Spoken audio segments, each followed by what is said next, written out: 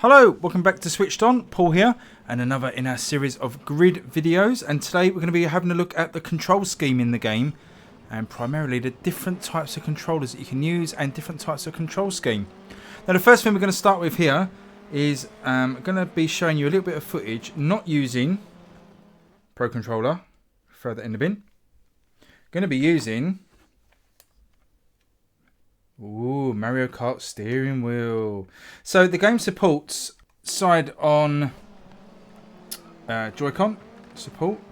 So I found it's a little bit fiddly to set up. So the best way that I found was to go into your Switch settings and then do the change pair controller and set up a single sideways Joy-Con. Then go back into the game and it seemed to work okay. It's a bit fiddly, just trying to do it all within grid. These sort of games, just as an aside, when you've got these options, they do seem a little bit fiddly to set up sometimes, so it is better just to go into the system-wide settings, get the controllers to how you want them in the game, then go back into the game and it should be fine. But anyway, so here are the options here. So you can use the handheld mode or Pro Controller, dual Joy-Con, try saying that when you're drunk, solo Joy-Con, which we're using at the moment in horizontal mode, and GameCube controller, which I haven't got yet. Hoping when split screen multiplayer comes, if it does come, that it's rumoured to be coming, then we can have two players both with split Joy-Cons. But there's also motion control in the game. So motion control can be enabled on or off here. So we'll put that on. So we're using single Joy-Con, sideways on, motion controls on, and let's see how the game plays. Use the triggers at the top for accelerating and brake, although you can swap it to be the face buttons. So A to accelerate, B to brake, and these become your gears up and down. We'll stick with using the triggers for acceleration, currently in touring cars, and this is going to be quite difficult to control.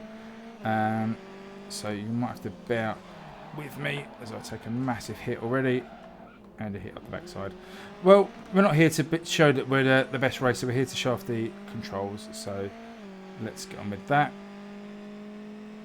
We're at Brands Hatch. It's a little bit fiddly. To be honest, these aren't the best steering wheels. If you've got different sorts, I know you can get all sorts of different sorts.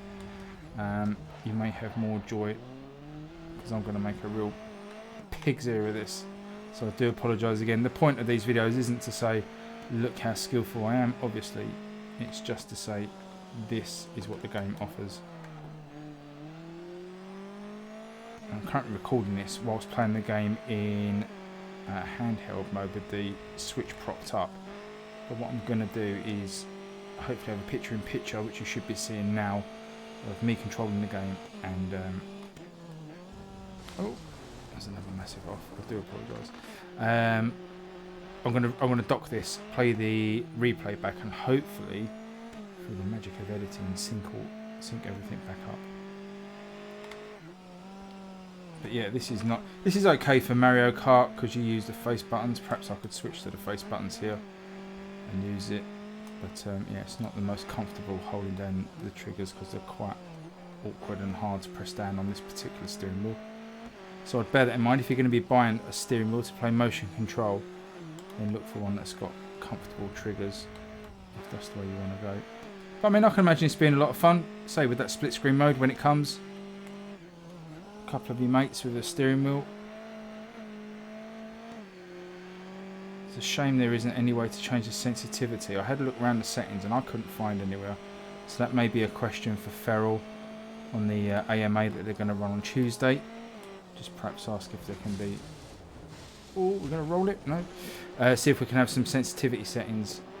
Because there seems to be there. When you go into advanced settings and controls, I'll show you in a sec.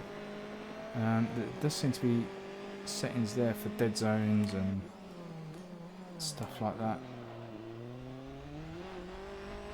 Let's probably have a look at it now because nobody wants to carry on watching my painful attempts to navigate Brands Hatch. So under controls, you see here, you can change the button configuration, and if you press SR, which is the right trigger, you get this menu pop up, which has got offset, saturation, dead zone, linearity, and the right axis. So it'd be nice if that was unlocked somehow and we could change the dead zone a little bit. It just feels a little bit hard to navigate, especially when you've got your finger. It's just not natural to keep your finger on the triggers. whilst you're steering. Okay, so next we're going to have a look at another sort of analog control. This time it's not steering, it's acceleration. This is one thing that a lot of people have asked about. So we'll just get this race started. Apologies again for the single-seaters. Actually, I'll tell a lie, I make no apologies. I love single-seater racing. There's not enough of it on the Switch, so I love showcasing it. So we're going to go into controls, and we're going to have a look at changing the controls. And we're going to switch the control type to classic analog, which uses the right stick to accelerate, brake and reverse. Very old school, much like Gran Turismo 1 and all those sort of games on the PlayStation 1. And, you know, obviously before when we didn't really have big consoles and we had gamepads on like the SNES and stuff. But, you know, once we got to the PlayStation era, people may forget that the original PlayStation controller didn't have analog controls. It just had digital switches, a bit like the Switch controller here. So for games like Gran Turismo 1 and Formula 1 that came out at the time, you had to use the right analog stick if you wanted analog control. A lot of people have been asking about if you can do that on the Switch version of GRID and how that might work. So I'm going to show you. I'm going to try a lap. I've not tried this this way of controlling a game for many a while. So this could be quite fun. Let's get back into the car. Caution, spin out upper. Whoa, car went flying. Did you see that on the left hand side? Oh, right, stop holding down the right trigger. That's not going to make us go faster. So I'm using the right analog stick. Feels alright actually. Going to dive into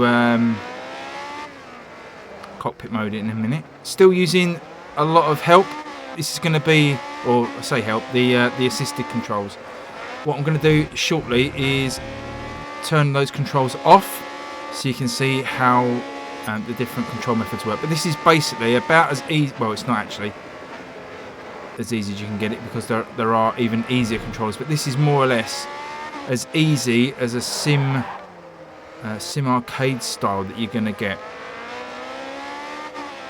And I'll show you for why in a second. But it's a lot of assists here, a lot of help.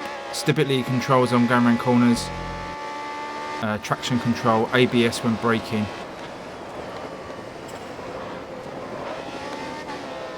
Okay, lost my focus a little bit then. Just if you haven't noticed, if you're not a racing aficionado, we're now on Silverstone. Coming up to the famous complex of turns here that I failed to navigate. We're still in touching distance of the pack. I say using the analog stick here isn't so bad at all actually. I'd imagine it's helped a lot by the assists that I've got on, so we may try knocking those off and giving it another go. But pulling back on the right stick now to brake, tapping forward, just halfway forward now, and then fully forward as we accelerate out of the corner, all the way back. So, you know, you've got that fine-grained analog control. And, yeah, if you're used to this, if you played that way before, if you're really desperate for analog controls, this is definitely an option and one you can use. So, what I was talking about assists, we've just done a lap of Silverstone. Let's have a look at some of the other assists. So, it's in difficulty. And under custom, you've got some preset difficulty levels here. So, you've got rookie, professional, expert, veteran, and master. You've also got this boost pack, which can add 50% XP boost to career mode. I don't know if you have to pay for that. I'm not sure, actually. Might be something to look into. But here's the difficulty level. So, first of all, we've got damage level. It can be visual or full, which begins to affect performance of the car once you start crashing. And AI difficulty. Different levels here. You've got rookie, professional, expert, veteran, master. You'll see there as I'm changing all of these things, you've got a total XP bonus, and as you add more assists on, the XP bonus drops down. So if you can race with no assists on, you're going to get your XP built up a lot quicker in the game and go through the levels, which is really cool. Unlocks different sort of abilities and tracks and races and stuff. So I think I was on professional, race length, different sort of races, times 5, 3, 2, normal. You can turn different elements of the HUD off. And racing line, full, corners are off. It's pretty standard in these sort of games. Flashbacks is an excellent feature. Sorry, I've sort of diverged away from controls here a little bit and gone into difficulty settings. But flashbacks, I love having a limited number of flashbacks. In Formula 1 on the Xbox and PlayStation now, you've almost got unlimited flashbacks, I think, if I recall, which makes driving almost like, you want to keep repeating to get it perfect. When you've only got 5 flashbacks or limited number of flashbacks, it almost becomes strategic. If you have a little off, you have to think, is that worth rewinding, or do I need to save my flashbacks for a bigger accident? Really, really like that, and the modern Formula 1 games should have that back in. Camera position, you can choose to lock it to interior views only to get a little bit of an XP boost, or you can allow any camera angle. We'll leave it on any now, as we like to flick through them. Transmission, automatic or manual. Now here are the stability settings. So you've got traction control, which will help stop the wheels from spinning as you pull away. Again, if you're using digital controls and you're not used to them, these sort of things are really good to enable, just because they're going to help you, because you haven't got that sort of fine-grained, smooth input of the throttle. So you may want to enable traction control and ABS, certainly while you're learning the game, because ABS will stop your brakes from locking up. Again, if you've got analog triggers, you would slowly apply the brakes, or certainly gradually apply the brakes to avoid locking up the brakes. In this game, obviously, you press the brake pedal, you're instantly on full braking and can easily lock up the brakes. So, it can take some of the fun. It is quite difficult. You may want to put ABS on. Stability control will keep your car pretty much going in a straight line. If you start to lose control and wobble the vehicle, then you can stick that on and it will try and keep you in a straight line. It's not 100% guaranteed, but it certainly gives you more control than without it. Now, this is the thing I really wanted to highlight. This is different sorts of handling assists. 4 different sorts. Actually, it's at 5, isn't it? So we've got no assists on, so Simulator Pro. Unfortunately, it doesn't tell you exactly what it changes, which is a shame. So handling assists, you've got Simulator Pro, Simulator Balanced, Arcade Pro, and then Full Arcade. So for those saying, is this an arcade or a simulator? There you go. There's your answer. You've got the ability, again, in this game to tweak it. So what we're going to do is we're going to have a little go in Simulator Pro and then probably in Full Arcade, and that will give us an idea. So we're going to take stability control off, ABS. Oh, it's going to be a mess, isn't it, if we turn it all off? It's going to be horrific. Let's try it with it all off. So traction control off, ABS off, stability control off, Simulator Pro handling. And as I say, we've still got the analog stick. So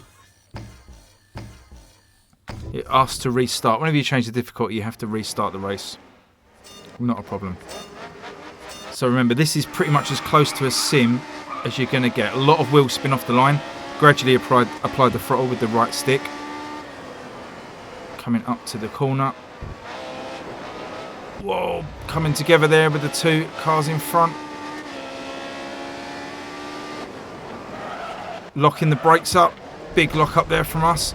Oh, crunched into the car.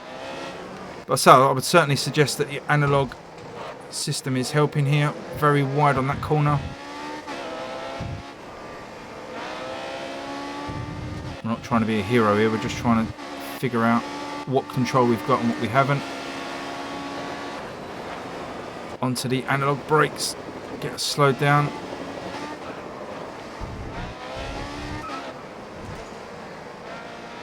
You'll notice on the left-hand side, the right-hand side now, I've got none of those yellow lights lighting up, sort of to show that ABS is working or traction control is working. So that's cool. It's going to be interesting actually. I'm going to do a full lap, see what time we get, and then go on to Full Arcade. See if what time we get there. So it will reset the race, but that's fine. So coming into the Maggots Beckett's complex, over the shop. With that stability control, that's very difficult. And using analog. I mean, to be honest, I prefer using the triggers. I'm quite fine with the digital control, but just using analog for now. We get through it somehow without too much drama. Looking for the marker board around about 150 on the brakes. Oh, there's been an accident. Oh, avoided that rather nicely. Oversteering. Up into 10th. Hard on the brakes for this complex. Locking up there a little bit. Oh, massive oversteer. Big correction. Coming onto the home straight. Yeah, it's not a great time, is it? 2 minutes, 2 seconds. So let's go on to, let's whack some assists on. What I'm going to do at the moment is leave, where's it? Options. Oh, it's not in options, is it? Apologies. Oh, still finding my way around the menus. Difficulty. Right, okay, what we're going to do is leave the assists off. So no traction control, no ABS, no stability. But we're going to go on to... Oh, we can't change any of these. Why can't we change these? That's weird. We're going to go into full arcade and see if we can turn these back off. ABS won't allow us to go off on arcade. So, okay, we're going to stay on arcade. Stability control off, but ABS is on. For some reason, it needs to be on under arcade mode. Don't know. Traction control is off, though. So, pretty much as arcade as we can. Traction control off, ABS on, stability off, and arcade handling. Actually, what am I talking about?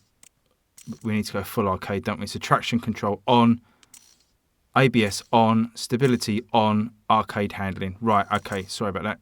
A little bit confused. And we're going to do another lap. So we did 2 minutes 2 in almost a full simulation mode.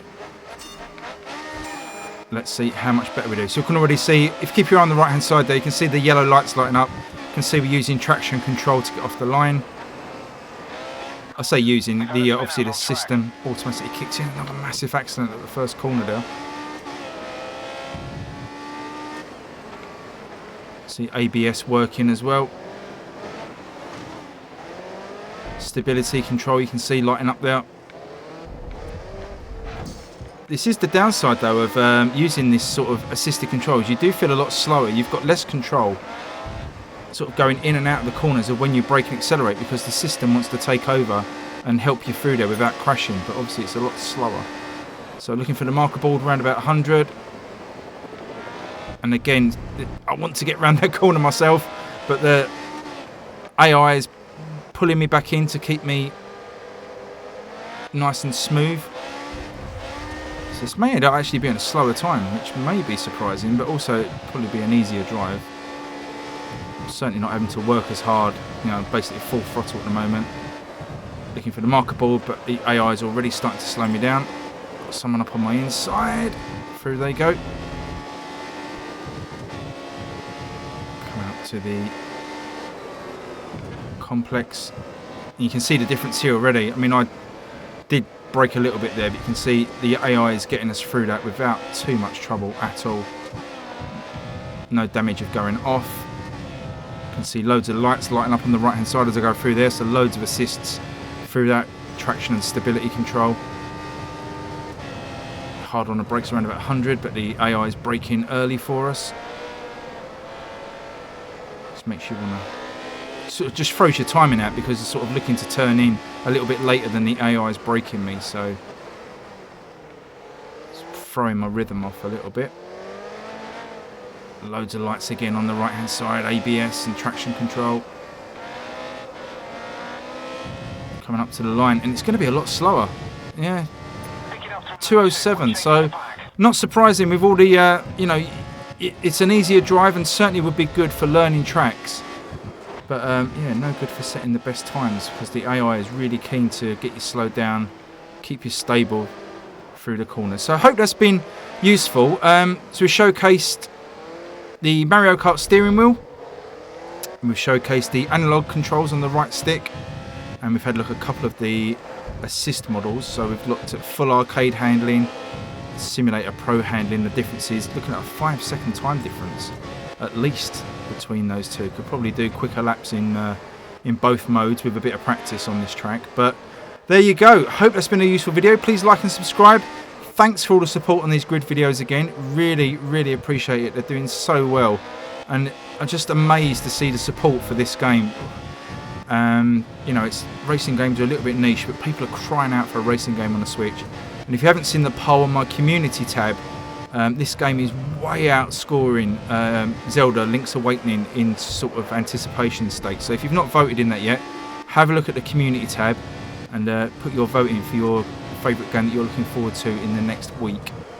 But I say Grid is way up there at the moment, with over 50% of the votes last time I looked. So that's really good to see. But thanks again for watching. Remember, Grid videos all this week, every day. If you want to see something specific, let me know in the comments below and I will sort that out for you. Either give you an answer or a video. But until next time, I will see you guys on the next video. Thanks everyone. Bye bye.